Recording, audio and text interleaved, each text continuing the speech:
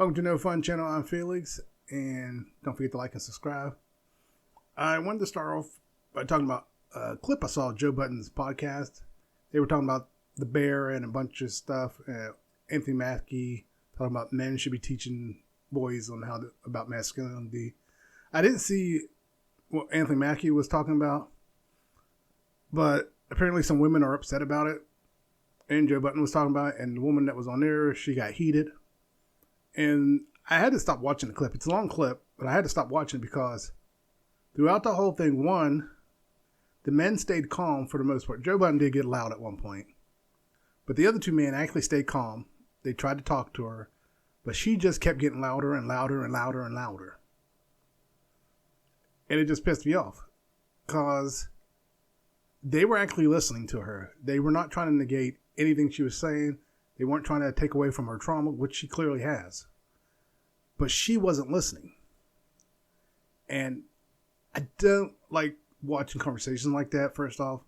And I hate being part of those type of conversations where I hear you, but you're not hearing me. And whenever I'm part of this conversation, I shut down and I walk away.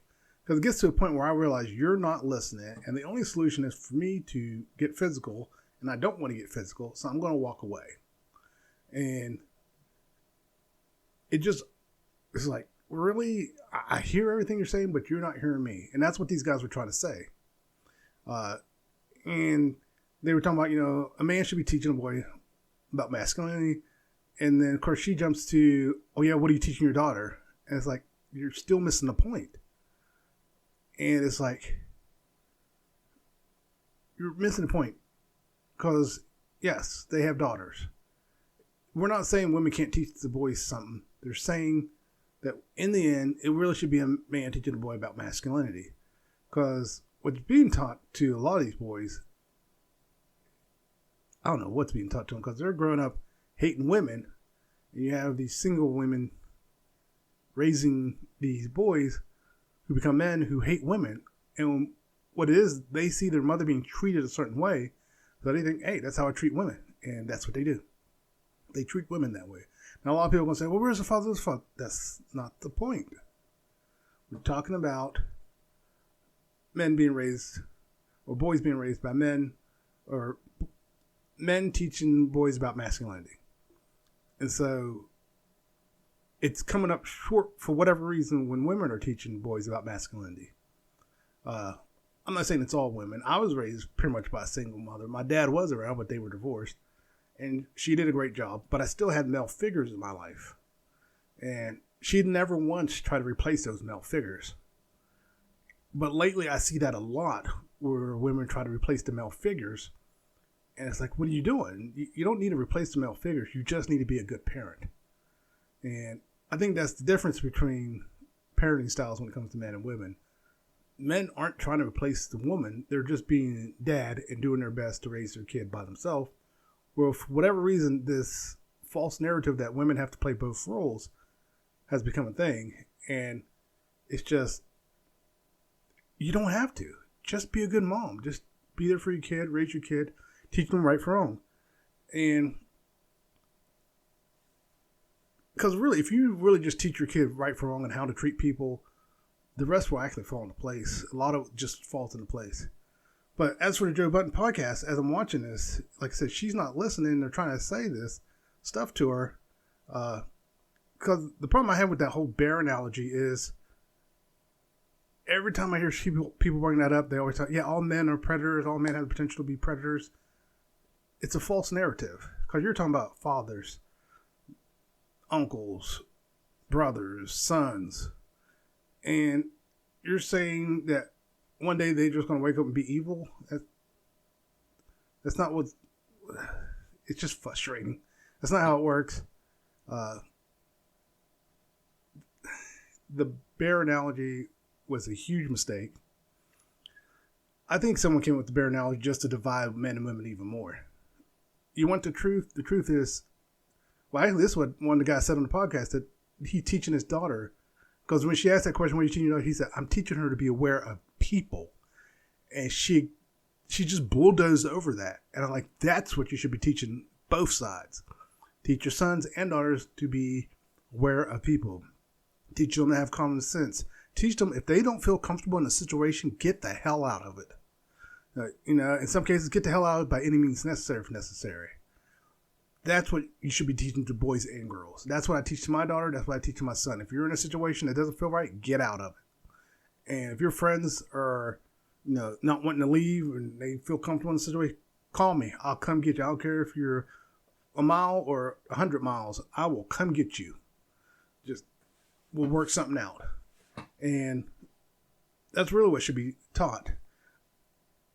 But yeah, she clearly has trauma she has not addressed or dealt with. Because it just came to the surface. And even Joe Budden tried to go back and explain to her that you're lumping in good men, you're lumping in good fathers, you're lumping in good sons. He's trying to explain that you can't lump all men into that category. And in that same thought, you can't lump all women into being gold diggers or predators too. More and more men are coming forward about their trauma from when they were kids. And it's shown that, I think there's even like statistical data, which I didn't look up, that shows, I think a lot of people misunderstand how statistical data really works. Because a lot of times people say, well, it's on the rise. When in reality, because they're talking about from now and back in the past, crime is on the rise or this is on the rise and stuff like that. The reality is, it's not to say that it's not on the rise, but the reality is, it's not so much that it's on the rise. It's just, if you look at the way that the data was collected back then versus now, it's completely different.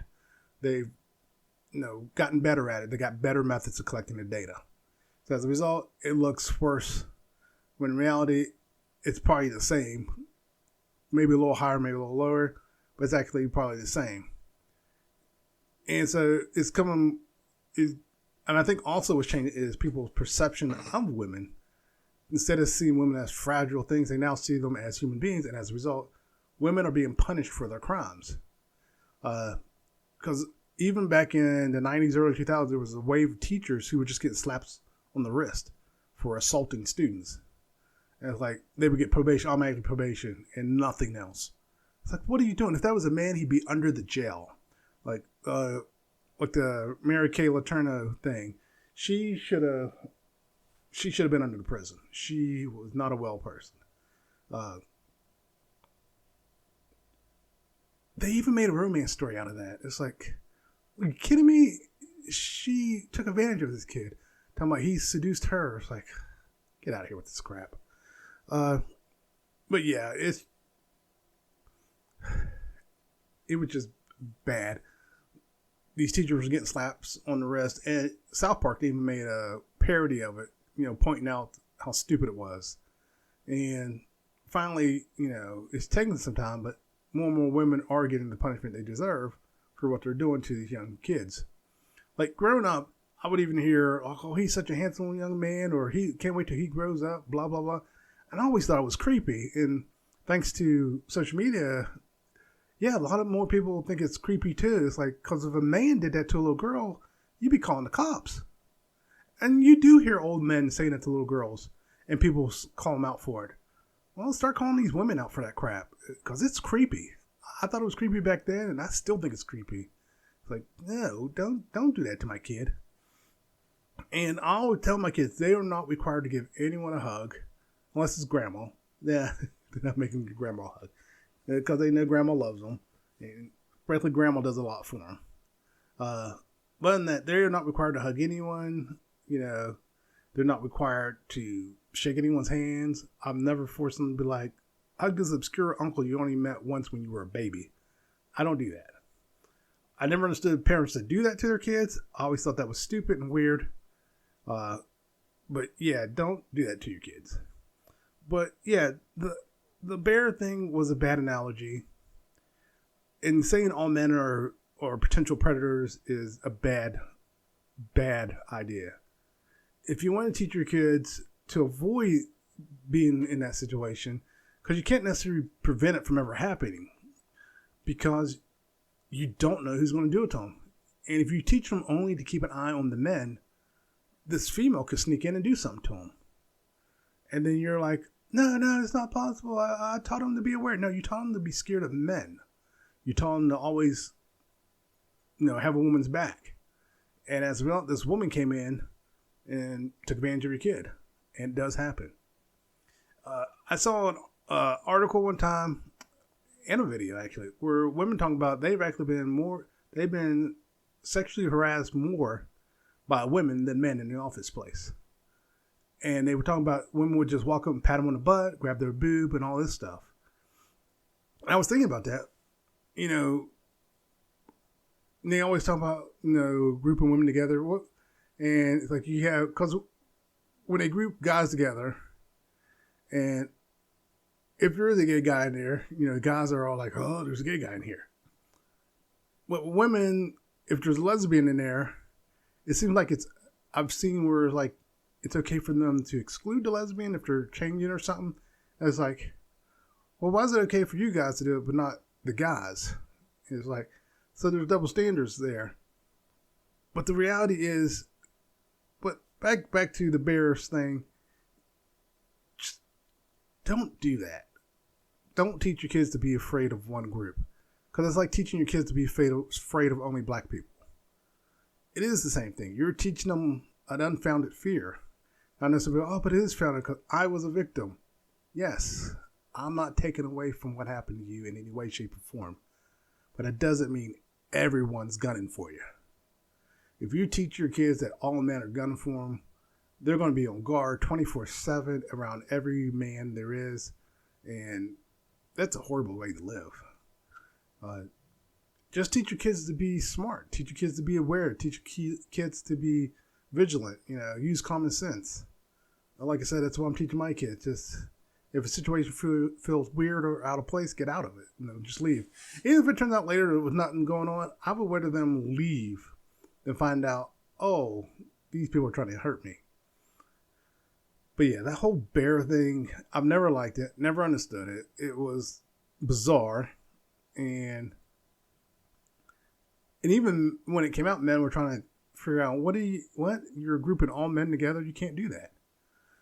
Like I say, it's like grouping all women together, saying they're going to lie about you, they're going to abuse you, they're going to be gold diggers, they're going to be this.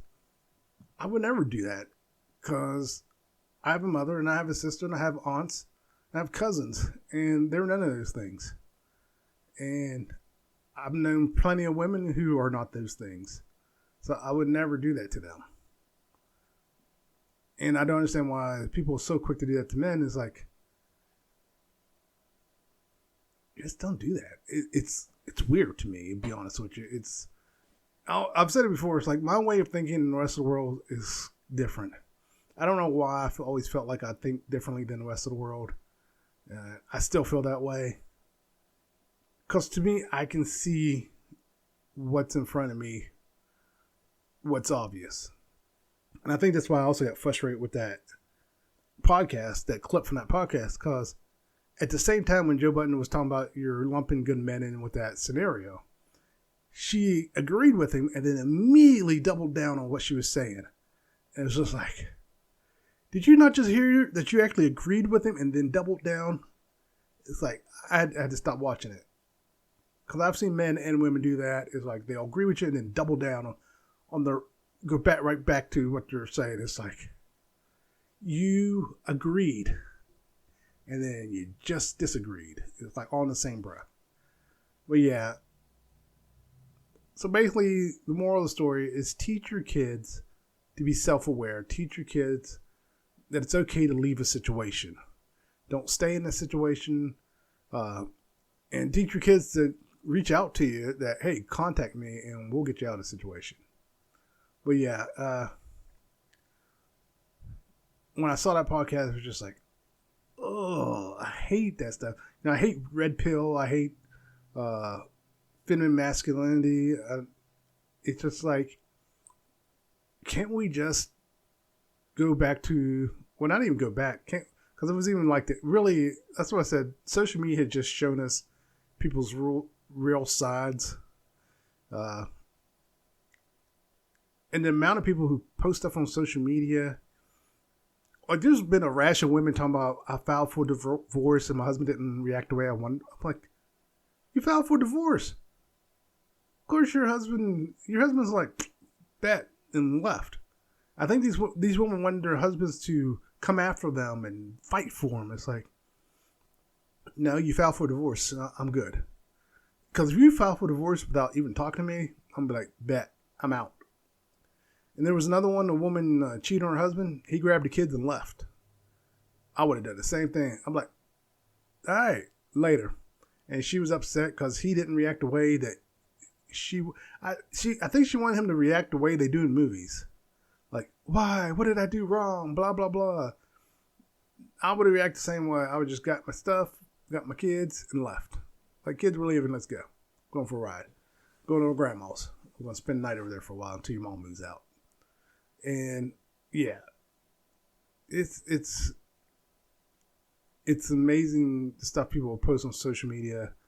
They expose themselves, and it's like, you don't have to post everything.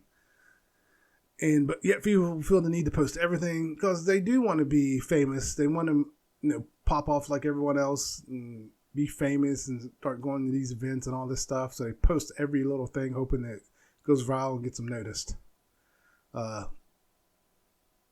I do not post everything about my life. I talk about working out on TikTok and YouTube Shorts, and that's about it. I don't really go into too much detail about my life. And it's just like, you don't have to post everything. But also talking about Anthony Mackie, I did see one thing where he talked about success is given, not earned. I do not 100% agree with him. I think he kind of missed some things that you can earn success. But it's easier when it's given to you. I think that's really what he's seeing. That there are people who can earn success. It's not easy. Even people who have success handed to them can screw it up and lose it.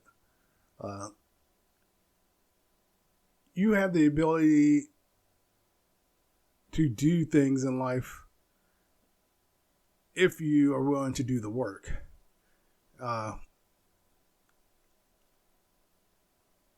I have the ability to do a lot of things, and I don't do. And it's not so much that I don't want to do the work, as I lack focus, and I know it. So I've been trying to work on that. But yeah, I definitely don't agree 100% with what he's saying. I got what he was saying, because so many times you'll see people who definitely 100% do not deserve it. And like Nepo babies, a lot of times you'll see Nepo babies become famous because of their parents, and then you realize these people are talentless hacks. Now, that's not every Nepo baby. There are some very famous people I didn't even realize were Nepo babies because their parents were famous long before I was born. Like George Clooney, he comes from a celebrity family. And there's a lot of others out there who are a little older than me, around my age, who are Nepo babies I didn't realize. And they managed to become famous without anyone, for the most part, realizing they were Nepo babies. Nicolas Cage is Francis Ford Coppola's nephew, I believe it is. And he changed his last name because he didn't want anyone to know he was a Nepo baby. And then, what's his name? Oh my God, I can't think of his name. He's on The Boys, Star Trek, and got 2 movies coming out. He's a Nepo baby, but yet he admits he's a Nepo baby. And that's why I think a lot of people like him. He admits that he has all these opportunities because he is a Nepo baby. People who do that, I do have more respect for. Was it Will Smith's daughter recently came out talking about she's not famous because of her parents? It's like, yeah, you are. She is so delusional. It's like, yes, you are. You were afforded opportunities that no one else was because of your family. And to say that is so delusional. But, yeah. It's amazing how I went from a bear to Anthony Mackie to talking about Nepo babies. But still in the celebrity realm, there was Gene Hackman and his wife. It finally came out what they believe happened is that she actually died first from infection, a very deadly infection. And they estimate she may have been dead for at least 9 days before Gene Hackman died. And Gene Hackman also had, I want to say dementia maybe, and he was up there. So they think his heart gave out, And as for the dog, it died of starvation. I always suspected the dog died of starvation. But when it first came out, they made it seem like they all died all of a sudden because based on the information they were giving out. But the reality was, it was a chain reaction. Because they kept saying the dog was crated, but then they said the dog was found next to Hackman, last thing I saw. But I kind of suspected if it wasn't carbon monoxide poisoning or something along those lines, that, one of them dropped dead, the other dropped dead, and then the dog just starved to death. But it was sad. It was sad to find out that's what happened. Because she was much younger than him. I think she was in her 70s. But still, it was just like, wow. He didn't even realize she was dead because he wasn't all there. And then died of a heart attack. Because his pacemaker, I guess, stopped working. Or his pacemaker wasn't enough to keep his heart going. And then the dog just died of starvation. So it was like, wow. It was something. And like I said, when I am on social media, I usually talk about my workout. I actually got sick yesterday. Before work, actually the night before, so Sunday night, Monday morning, I got really dizzy all of a sudden. If I laid on my back, the room would spin like nobody's business. It was just spinning. My eyes were closed and the room was just spinning. If I rolled to my side, it stopped. But at one point, I was on my side and the room started spinning. And I'm like, I'm squeezing my eyes to the point they're going to break. And my eyes are still hurting from where I used to squeeze when I was squeezing like that from Monday. And it felt like I worked out my eyelids. But yeah, it was, woo. Then I got up, but then it was time to get up. I got the kids off to school, getting ready for work, brushed my teeth, gargled. Throughout all this, I didn't feel dizzy, but I felt nauseous. And then I kind of felt it coming. I was like, oh, I kind of trying to choke it down. I thought, okay, it's not coming up. Then all of a sudden, it was like, and I spit up mucus because I get the sinus stuff every morning. I got and hawk it out. So that's all that came out. I thought, okay, that's all I'm feeling. And as I get ready to leave the bathroom, my body goes, nah, we're not done.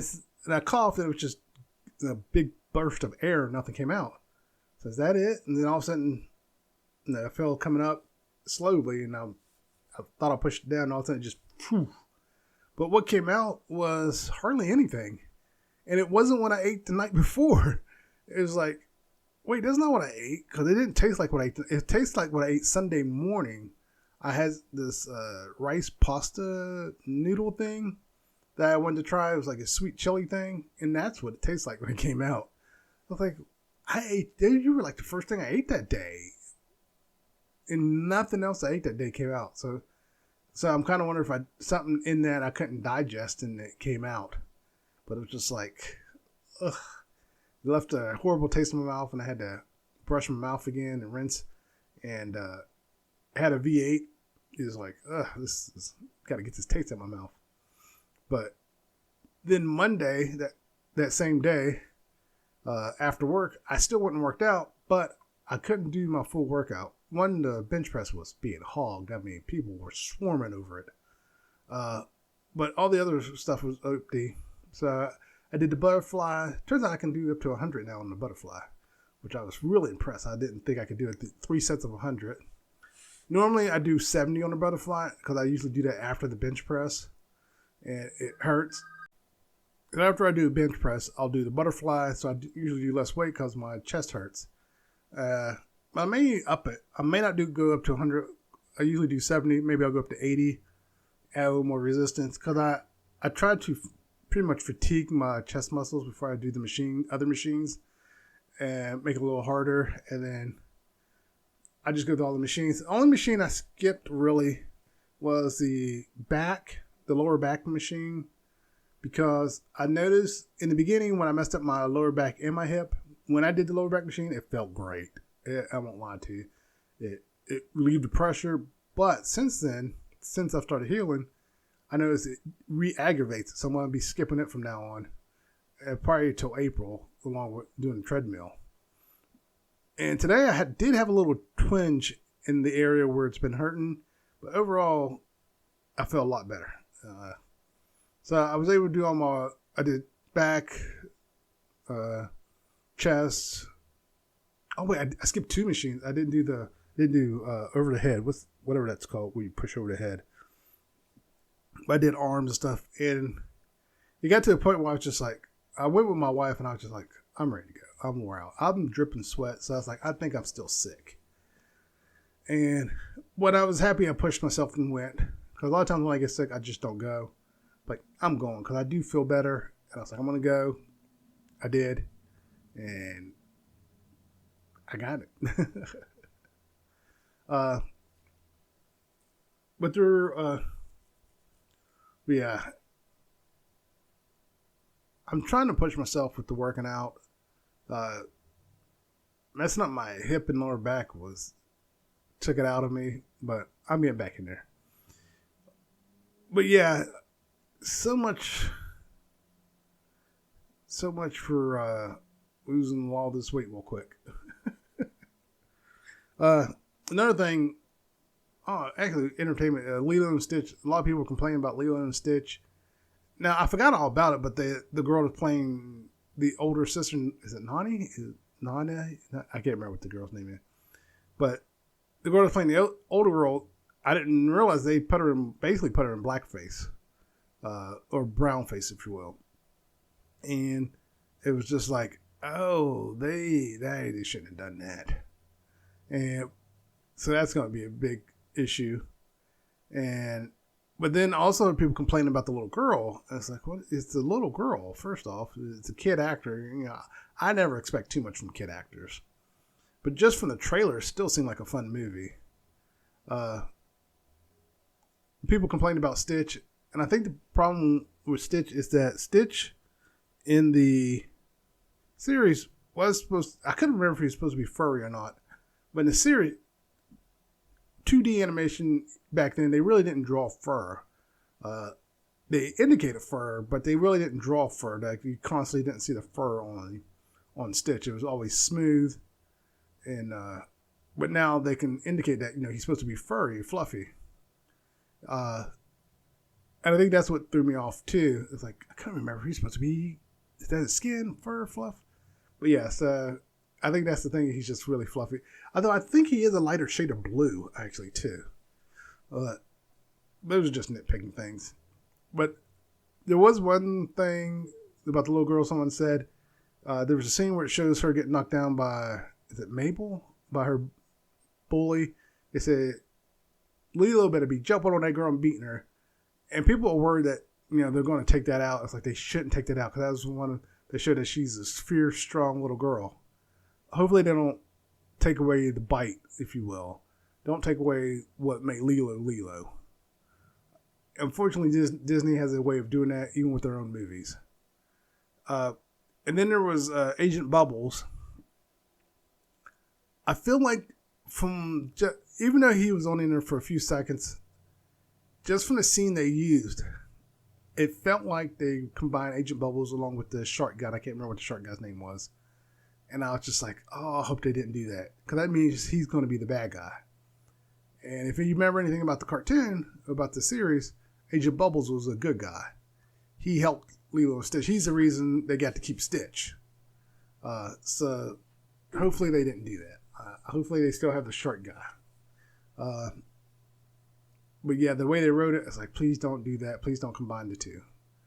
And then Pleakley, the only reason I remember Pleakley's name is because people were yelling, Pleakley, what the? Pleakley's not in drag, but it's just one clip. Again, like I said, with Agent Bubbles, it's one clip. Pleakley was a man.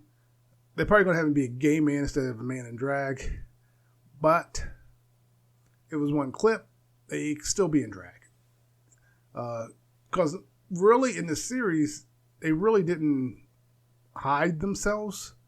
Because they had them using holographic projection around them to look like humans and stuff. Really, Pleakley just dressed as a woman with the hair and wig and stuff like that. With the wig and dresses and stuff. Like Pleakley was the man, or Pleakley was the woman and the other one was supposed to be the man. But yeah. So it's little things like that that I noticed. So hopefully it'll be all right. It still seemed like a fun movie. Now, I'll be honest with you. Overall, I don't think they should have done it at all.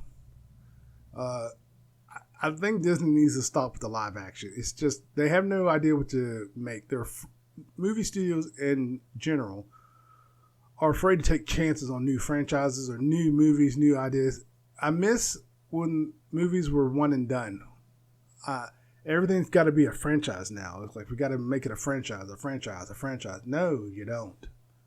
Let's go back to the one and done movies. We need more of those. Truth be told, if we have more one and done movies, I'll probably start going through the theaters again. I don't want to feel like I got to watch 42 other shows in order to understand what's going on. Even with Captain America, I like Captain America, but still, I had some background knowledge because I watched the Falcon and the Winter Soldier, or Captain America and the Winter Soldier. But because I watched that, I understood what was going on. And I'll be honest with you, it could be a case of where, in the Celestial thing, the only reason I knew about the Celestial thing because I saw stuff about the Eternals. That was from the Eternals movie. I miss the days of one and done movies. I think they need to go back to that now. Let's go back to one and done movies. Don't need to be sequels. Don't need to make 40 sequels. Because it was going into phases where, like in the 80s and 90s, if a movie was hit, they want to do a sequel. Sometimes they did, sometimes they didn't. Because sometimes the people that were in the movie would be like, hey, this does not need a sequel. And there'd be no sequel. Sometimes they could write a sequel and it was good and it worked. But overall, it went in phases where they would do that. A couple movies would get up to 3 movies and then they move on and go back to one and done. But lately, I haven't seen that. It seems like every movie comes out, it's got to be part of another movie or part of another franchise or a spin-off movie that's based on this franchise, that's based on this franchise. Or, everything's got to be connected. It's like, it doesn't need to be connected. Let's just do one and done. Let's do a Marvel movie that is not connected to anything. Let's do a DC movie that's not connected. That's why the DC movies suck, actually. They're trying to do Marvel movies. Like, don't. Go back to doing good old-fashioned Batman movies. Do good old-fashioned Superman movies. The Christopher Reeves movies actually made money. Even the crappy one actually made money. So they need to go back to that where they're in their own little contained universe. And if they go back to that, you could almost guarantee that they would probably get more business. Because look at or better yet, I've said it before, get the people who are doing the animation for DC to do the live action, write the scripts. Because the cartoon stuff, the cartoon universe, DC movie universe, is way better than live action. Hands down way better. I just saw clips for Justice League Doom. That whole thing is actually connected to the like all the DC movies. They actually managed to connect every DC animated movie. And even in this last batch of 3 movies for Crisis on Infinite Earth, all the Batmans are connected. Kevin Conway. Oh, I forgot Kevin's last name. The Batman animated series, the one that everyone said is the Batman, including me. He was in that with Mark Hamill, and so yeah, it was nice. The way they did it was nice. They connected everything, and that's what DC's trying to do is make this live action version, and it's failing miserably. And it really came back all the way down to it's Barry's fault because it was Flashpoint. Flashpoint caused it all. And then Constantine had Barry do another Flashpoint, which caused more problems. So, yeah. So basically, from what I got from the Infinite Earth is that there was only supposed to be one Earth, not all these multiple Earths. So I did like that. But yeah, let's go back to one and done movies. I miss those. I miss being able to watch a movie, know it was good, and you moved on. Like Galaxy Quest is a one and done movie. I don't think they ever should redo it. Ever. Don't try to make it a franchise. Because I think if they tried to make Galaxy Quest a franchise, it would just ruin it. But, yeah. Oh, and Invincible. I watched Invincible, the final episode, and so many people, people are just hating on Invincible to hate on it. It's like it's the newest thing, like, was it Nickelback? People would hate on Nickelback just to hate on Nickelback. It's like, what are you doing? Stop with this crap. And also, if you don't like it, just don't listen to it. So if you don't like Invincible, don't watch it. And I don't understand people talk about, it's not comic book accurate. You have never watched a live action Marvel or DC animated show, 90% of those are not comic book accurate, especially Batman the animated series. It created its own universe. It gave us Harley Quinn. So let's cut it out with the comic book accurate and let's have it be a good show. Now, with that said, Halo, on the other hand, was not good, in my opinion. I mean, obviously it was good that some people liked it. I think more people liked it, Halo, who were not fans of Halo from the beginning. Because the thing is, I think the problem is, if they had advertised this as like a different take on Halo from the beginning, I think it would have worked. But the way they advertised, they made it seem like it was going to be Halo based on the game, based on this, and then it's basically like Master Chief in another universe.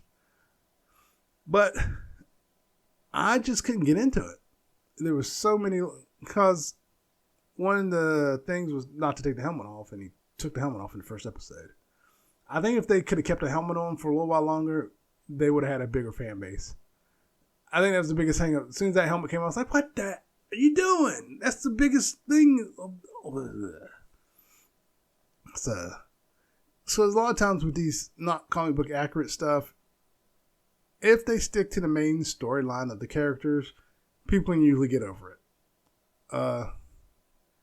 And so obviously some people have gotten over that whole Halo thing. Apparently it's doing better on Netflix than it is Paramount. And I think it might be doing better on Netflix because there's more people who have Netflix than Paramount Plus. So that would explain it. And it's supposed to be getting a third season. So honestly, it just wasn't for me. I'll admit it. It wasn't for me. But that's with a lot of shows. There's a lot of shows that are successful I don't watch. Because it just didn't appeal to me. But also, with Invincible, again, it's obviously not for you, so do what I do. Don't watch a show that's not meant for you. It's that simple. The new She-Ra, when it came out, I did try to watch it, but my biggest hang up with She-Ra wasn't the fact they made her gay. It was the fact they made her a kid. She-Ra was a full-grown adult woman.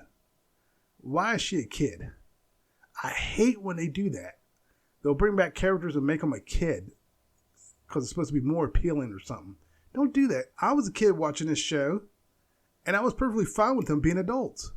You don't have to make it a kid in order for it to appeal to kids. This mentality of it's got to be a kid to appeal to kids is stupid. Stop it. He-Man was successful because it was a good story. It was fun to watch. Then, I don't know if many people remember this, when they brought back He-Man the first time, well, not the first time, this might have been the second or third time, on Cartoon Network, I believe it was, they made him a teenager. It's like, oh, God, what are you doing? And then, this last time on Netflix when they brought him back, I think he was supposed to be in his early 20s, maybe. I don't know. Because him and Tila, they had Tila being an adult woman, but yet they still had him like being a kid, almost, it felt like. But they had him being skinny, which was weird. And I think it was going for that transformation, like, oh, no one would believe the skinny Adam is He-Man. But then there was another one also on Netflix at the same time where they were all kids, even Men at Arms. It's like they were all kids, and which is weird because it's supposed to be Tila's dad is a kid along with her. I don't know how that was working. I didn't watch it. It was just, I think I was just too weirded out by it. But, yeah, there's nothing wrong with changing the story if you do it right. A lot of things have had the stories changed. Spider-Man stories been changed a lot of times too. Like even with the new Spider-Man, there have been some Spider-Man series I didn't like, and this new one, I'm a little iffy on still. Even though I watched it all, it's because I don't like the fact they're trying to model the character after Tom Holland. It's like, can we just have it be Spider-Man? But they haven't been a freshman, so he could grow by the end of the series. But I will stop having him be in high school. Again, they're making him a kid again. Just stop with the high school stuff. We get it. We know they were young once. We don't have to watch their lives. But, yeah. All right. I'm going to end it here. Don't forget to like and subscribe. But I want to end it on this. I start off with the bear, so I want to end it this way. When it comes to men and women, or whatever you identify as, the biggest problem I've seen in life is communication. People are afraid to talk to each other.